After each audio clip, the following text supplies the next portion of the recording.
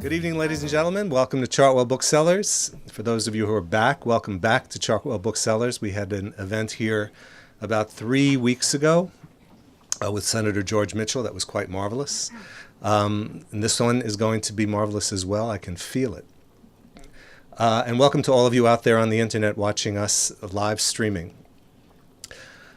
We have seen many photobiographies of Winston Churchill in this store over the years. There have been a lot of good ones. But what Alison Carlson has done with this particular book, The Man Within, is rather extraordinary. She's managed to find images of Winston Churchill. Well, what's extraordinary is she's found images of Winston Churchill that I've never seen. I mean, they are really unique, and you'd think that every image of Churchill would have been exhausted at this point, but Alison has found new ones. I'm going to let Phil Reed tell you a little bit more about Alison and introduce her formally. I'm delighted to have Phil Reed here this evening. Phil is the director of the Churchill War Rooms, as they are now called, the museum, the Winston Churchill Museum and the Cabinet War Rooms in London. He has been the director for many years. We've enjoyed each other's company at the War Rooms for many years. And Phil has dropped by here from time to time when he's in New York. But I don't think we ever actually connect. I've never been here when you've been here. Right, yeah. So this is marvelous to be able to pin both of us down and have us here at the same time. Phil Reed knows as much about Winston Churchill as just about anyone I can think of. Yet he wears his erudition so lightly and with such grace. He's really a very special person in the Churchill community, and I welcome him here now, and I hope you will welcome him too. That's very kind, actually. For anybody as erudite as Barry to say that about me is just beyond belief.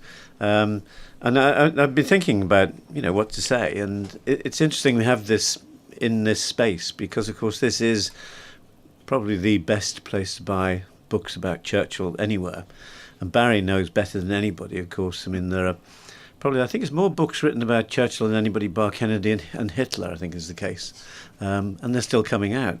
And you think, is there anything more can possibly be said? And then another book comes out. Sometimes I have to say they're really not worth reading, but I have to say also that when Barry's book came out, and I had read a lot about Churchill, it was a real eye-opener. I mean, it is just one fabulous little book. And he encompasses in one small volume what you always wanted to know about Churchill, basically. It's all those questions you had and never had the courage to ask, as it were. And it's all in there. So, I shouldn't be pushing his book tonight, but I think it's fair to say, as the man who's hosting this very generous event, do buy Churchill Style. It is an absolutely wonderful book, and I do actually recommend it to people all the time. It's just not because I'm being nice to him tonight.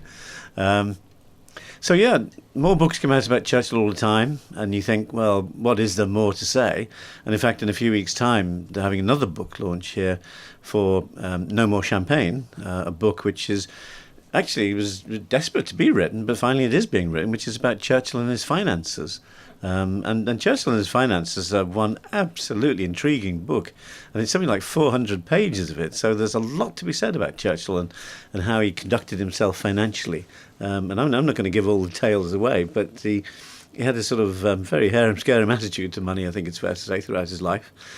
People often say he was poor. In fact, his grandson, Winston Churchill, always used to say that he never had any money because, of course, he was a politician. He did have a lot of money. He just tended to waste it a lot. Although, actually, fair, he did waste a lot on books, actually, through a lot of his life. And as another book I'm reading recently said, he wasted a lot on champagne. Something like 50% of his money spent on drinks was spent on champagne. And when we're saying 50% of his money, we're talking 50% of what most of us would now think of as a decent annual salary, just on drink. And it is genuinely true that what you're drinking tonight is, and I'm very grateful to the company for sponsoring this event, is Paul Roger, and was his favourite vintage. And as Barry reminded me earlier, he had a habit of not just buying it by the case, he bought it by the vintage sometimes. Now, if that isn't hardcore drinking, what is? I'm always amused by the defenders of Churchill who desperately try to make out that the man never drank, as we say in English. He drank. And I remember confronting one of his post-war secretaries once who was trying to say exactly the same tale. And I said, well, you told me that they used to put a well-watered whiskey, 10 parts water, 1 part whiskey, Johnny Walker for preference, next to his bed before he woke up. And she said, oh, yeah, we did that. I said, well, I can't drink a cup of coffee at that time of the morning, let alone a well-watered whiskey. So, yeah, he was a man who drank. He was also a man who smoked, of course. And again, we had the same problem with the smokes, because I asked her how many cigars he would get through in a day, and she reckoned probably no more than 2, maybe 3. And Barry's book will demonstrate that he bought them by the thousand. And there's no way that he got through just 2 or 3 a day. He'd still be smoking them now if he was only doing it at that rate, you know. So this is a man who did enjoy a smoke. In fact, it is true that, I mean, one of his wartime secretaries once told me he didn't smoke. I said, well, bloody hell, you've seen pictures and films of him smoking? He must have smoked. And he said, well, what he used to do, of course, was he chewed his cigars. And what he did then, of course, was every now and then he'd try to relight it. And if any of you have smoked cigars, proper Cuban cigars, they're actually quite difficult to keep alight. And if you keep them in your mouth, the goof in your mouth runs down them and makes them go softer and wetter and probably taste rather worse as they progress. And actually more difficult to light. So when you actually do get to the Churchill War Rooms, those of you who haven't been or go again, I mean, you're looking in a room that lacks really 2 things: people, obviously, but smoke. And Churchill will be one of the prime offenders, going at it like an old battleship, basically, trying desperately to keep his cigar going, and then eventually actually giving up when his cigar stubs were probably, about 3 or 4 inches long.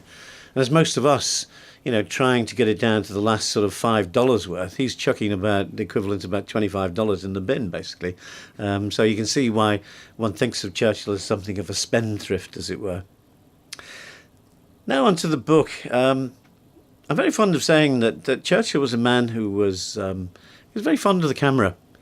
And I was speaking at another event last night, and I said that when you look at most of the pictures you tend to see of Churchill, they're pictures that are essentially there with his authority. And if you think of the very famous picture of him in Chartwell, supposedly building a wall, very doubtful whether he successfully built walls in his life, but he certainly had pictures enough of him doing it. And there's a picture of him there in his siren suit, this famous sort of mechanic suit that he was very fond of wearing. So it was basically a bricklayer's suit. And his hat, always wore a hat outside as far as possible, except when he was on the hustings, funnily enough. When he was on the electioneering, he would never wear a hat. It was him saying, you know, I'm far too brave and too strong to wear a hat no matter what the weather. It's a very odd way of approaching it, but it's just the way he did approach it. So there he is, he's building this wall, and you think, well, actually, this picture must have been taken with his authority because it's on his estate. Not only his authority, he was the man who set it up. He was the man who laid it on. And we know that because the Daily Mail at the time produced a huge 2-page article about how Churchill had joined the Bricklayers' Union. And they had a picture of his membership card. Well, that couldn't have been done without his, at the very least, say-so, and more likely his encouragement. And what we're actually doing there is Churchill getting out there the image of himself that he wants. You know that very famous quote of Churchill, quoted in various forms, but essentially it says, "History will be kind to me and I will write the history." And he did. You know, there's a very famous quote in the Churchill Museum. When he became First Lord of the Admiralty in 1939, he was taking up a post he'd held in 1915, or 1914 when the war broke out. And famously, he sent a signal to every vessel in the fleet that said simply, "Winston is back," which is lovely. It's such a pithy sort of phrase, really, you know. And I worked in military archives for 18 years, and I've never seen a copy. I've never heard of anybody who's seen a copy. I don't believe the copy actually exists. I think it's basically Churchill writing history as he wants it written, basically, and that's the image you get of Churchill. Exactly the same in photographs. The builder, the man who's capable, not afraid of getting his hands dirty, physically or metaphorically. That's the image he wants to get out there. And so he wants people to think that he understands the lot of the working man. Debatable whether he actually did, but he did a lot towards it, far more than certainly the socialists ever gave him credit for in his lifetime. But, you know, he was an aristocrat, there's no question of it. This book does something rather different. To understand Churchill, sometimes it's actually very good to see his images. One of the things I often speak of is you see a picture of him when I think he was about 6 years old. And to be perfectly honest, he looks like an absolute perisher, real runt of a kid. And he's standing like that. And the point is that pose stayed with Churchill throughout his life. If you look at the open painting of him, he's standing like that. He got it right when he was 6 years old. That sort of confrontational element, in your face, as we would now say. Yeah, it's Churchill's image as he liked it. He kept that image throughout. Even when you look closely at the Karsh image, even though he's seated, he's still basically doing that. And the Karsh image, of course, was another case where you would think that he enjoyed the camera, but actually he didn't, because he'd just given that famous speech in Canada where he said in late 41, the French said last year we're going to get our neck wrung like a chicken. Some chicken.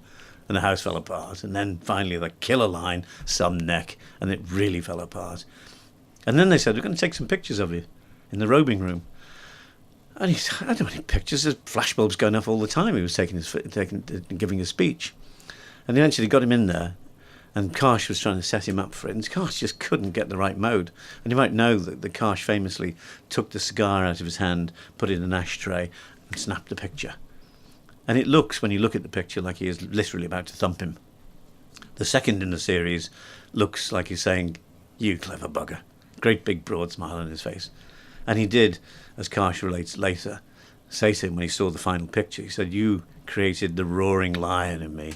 And that was what that picture became known as. And again, because Churchill gave it his name, he had his own hand, his own history. And that is a case of Churchill really, again, in a way managing, although in this case rather slightly reluctantly, became actually the image we all know and love of him. What you've got here with this book is images, as Barry said, that people don't know of him. Images that really tell a different side to him, really. I mean, some, match similar pictures when he's on the hustings, although a lot of them are sort of what we would now call candids, I suppose. More sort of slightly unposed. Churchill was a terrible one for posing for pictures. These are, generally speaking, unposed and very real and give you a much better insight into the man. And that's what this book really does. And to sort of cheer it along, we've matched it with, or Alison's matched it with a number of quotations which sort of suit in most cases what the picture is about. One thing I would say about Alison, and I imagine she'd probably speak tonight as she did last night, she's very sort of easy, casual about this book, as if we just did it, she says, What actually happened was she talked to me about the idea, what was it, 3 years ago? 4 or 5 years ago. And, she was thinking of doing it. And I said, well, might work. There's a lot of books out there about Churchill, and as Barry says, a lot of picture books about Churchill as well. Martin Gilbert produced some fabulous books, and it might, But she got the idea, and she ran with it. I mean, I said last night that she embodied that sort of saying of Churchill, never, never, never, never give in. I mean, she is an absolute dog with a bone, this girl.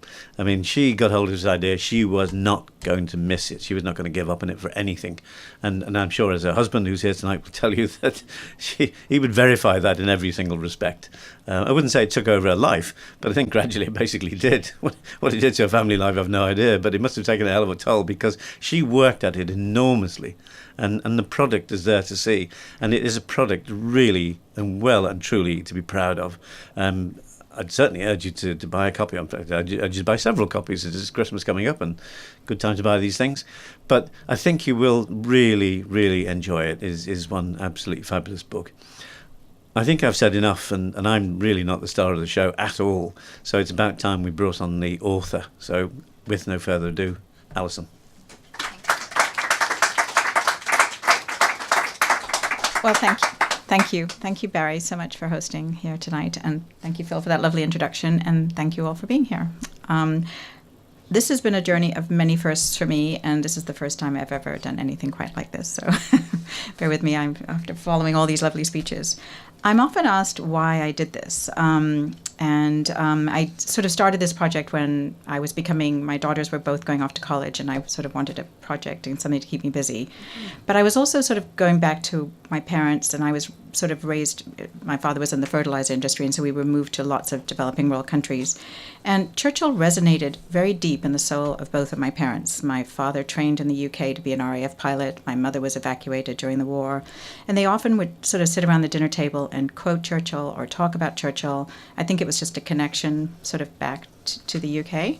And so after I lost my father, I used to think a lot about him, and I remember him thinking that he was sort of my Churchill in my life. When we'd move around, he was always the calming voice that, you know, we'd all hear on the radio. He was that for me. So anyway, and I realized also when I was sort of looking at photographs that it was all those iconic photographs that he has, and I sort of wanted to show just something a little bit more tender, a little bit more real. I didn't want that whole, you know, iconic V for Victory, or then I felt he always turned it around and did the cigar thing, so it was always just, let's do. And I just sort of wanted to show a more tender sort of side. I wanted to show the kaleidoscopic mix of all his personalities. He had so many things that he did. I mean, it's incredible to think how many things he could do, painting to polo playing to goldfish sourcing to, you know, apart from fighting wars and being a soldier and I mean, an artist. I mean, he was incredible. So I decided to delve into this man within. There he was, standing 5'6" tall. And he was a husband, a father, a loyal friend, a journalist, a historian, an orator, a painter, a bricklayer, a bon vivant. So anyway, I started sort of marrying photographs with quotes that kind of moved me. And I just felt like it was a new way to kind of refresh Churchill for the next sort of generations as we're approaching his 50th anniversary of his passing. So I did spend 5 years basically researching photographs, and many times I started out, of course, in the Churchill War Archives and the Imperial War Museum and the normal places to sort of source these photographs. And then Barry was my great lead, which I'll forever be grateful for, that he introduced me to Mary Evans Picture Library, which is up on the Blackheath outside of London. It's where they buried the dead after the plague. And I said, is it legitimate? And he said, it's legit, but I've never been there. So I tranced up the next day, and I was greeted by these two old ladies that own this picture library. And they just gave me 5 boxes of books. I was downstairs in the basement with endless cups of tea. And I had never sort of had that experience before. Everything was so protected in the church. And so I ended up sourcing photographs that's the majority of the photographs that have come from that.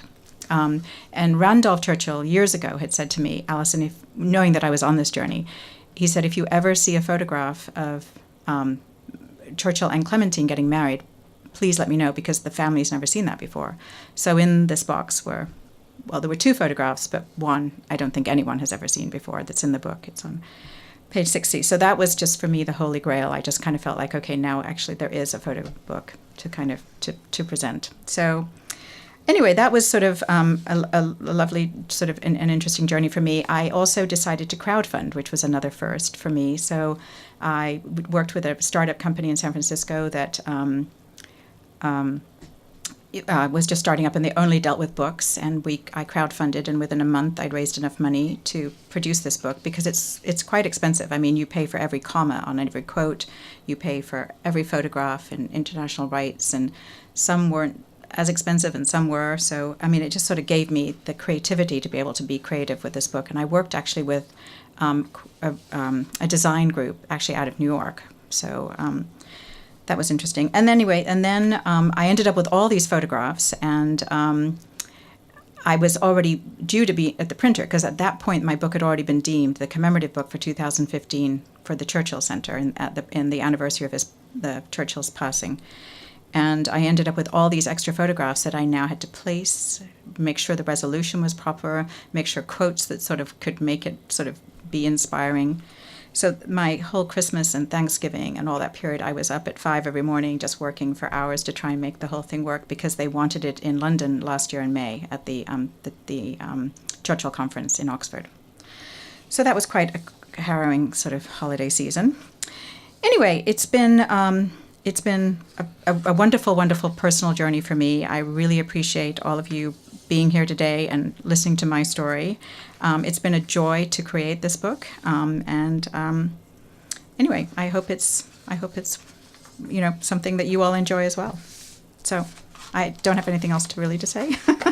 However, if you have any questions, I'm very open to any questions. No questions? Okay, good, Peter. Yeah, thank you. I'm fascinated by how did that crowdfunding work, actually? Well, so how I started... The intricacies of it. Yeah, no, it's actually quite again, I'd never done it before. I started out just telling people about what I wanted to do and what I wanted to create. And I sent it out to my address book, my friends. And then some people took it and then sent it to their friends. And then within a month, I had raised about $40,000. And a lot of people, which is sort of what a book like this costs with printing and photographs and everything else. And people were emailing me who were, well, we have someone here tonight whose mother was the nurse when he was hit in the ambulance.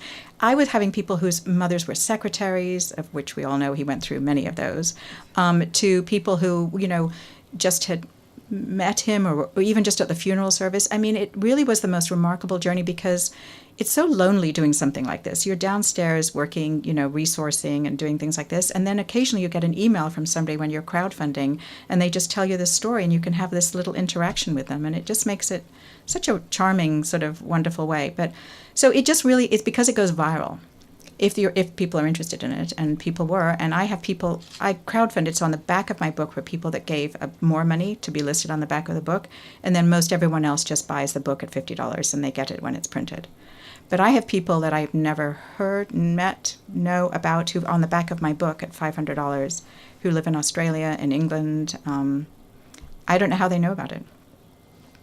Just through other friends. I mean, it doesn't help when you have a crowdfunding book with Churchill, but so. Are there any other questions? Okay, thank you. Question. Oh, good. Phil, and do you know whether anyone in Churchill's family owned a camera? Sorry? Anyone in the family, did they own a camera? On what? Did anyone at in Churchill's family? I've never encountered a camera in the family at Chartwell who was taking pictures around the house. I've never seen a record. I think Churchill owned one when he was young, but I haven't read of anywhere of him having one after that. It just occurred to me. And I don't think even the Broadmoor's collection contains pictures taken by the family. Right, that's a scrapbook of other pictures that are given to them. It's a rare collection of pictures in the Churchill archives at Cambridge University. But no, I don't think they did. And you think, I mean, when Churchill was born, photography was in relative infancy, but by the time he's got to the First World War and certainly the Second, cameras were pretty common, and post-Second War There are too. some pictures of him with the children young Yeah, that someone took, but I don't know whether it was Clementine or whether it was a servant. probably a servant, I would think, or a professional. I mean, he'd have people taking. I mean, Churchill was a man who couldn't do anything himself anyway. Of course, he had everything done for him. His wife used to say he couldn't boil an egg. I think it's actually literally the case, actually. So yeah, he probably did have somebody just take them for him, But the interesting, I've never got to the bottom of that one. No. Well, so I have a question then, because the one photograph that I did source that's getting a lot of play is the one of the wedding. Right. So why wouldn't there have been at the wedding of Winston Churchill to I was going to ask Clementine? you that question. Oh, wow. Did you ask the Evans ladies how they came by this only photograph and I no know. one else? They don't know how they got it. There are pictures of them coming in and coming out of the wedding Yeah. because photographers were outside. Yeah. Oh, well. Illustrated London News did drawings of it, pretty awful drawings too, weren't they? Yes. But that's all you tend to find. I mean, to find a picture of the wedding itself it's unique. But why they didn't have, I don't know. And the family doesn't have pictures of it. That's Yeah. very peculiar. I mean, yeah. I mean, it wasn't that easy to set up, but I mean, I'm sure there were other weddings at the time that were photographed, But It was a big society event. oh Yeah. God, yeah, The yeah, world was curious about their yeah, wedding. yeah. Yeah. And St Margaret's Church as well, so Right, I know. central place, but. Yes, please. Is it okay? Yeah, A little- please. A little off No, topic, just no, to drop. it's all on topic. I saw on the internet this new book that is coming out about Churchill's finances, and I just wondered if you were aware, if your research had ever turned up. He was way overextended in the crash of 1929, and Bernard Baruch basically took over his bad positions. That's correct, yeah.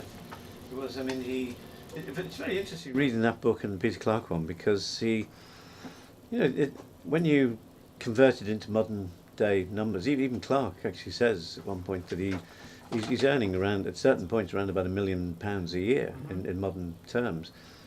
But he would spend it like crazy and invest it like crazy. And we were saying before things started tonight, one of the things he did was he speculated on the dollar versus the sterling, and he would buy and sell sometimes in one day.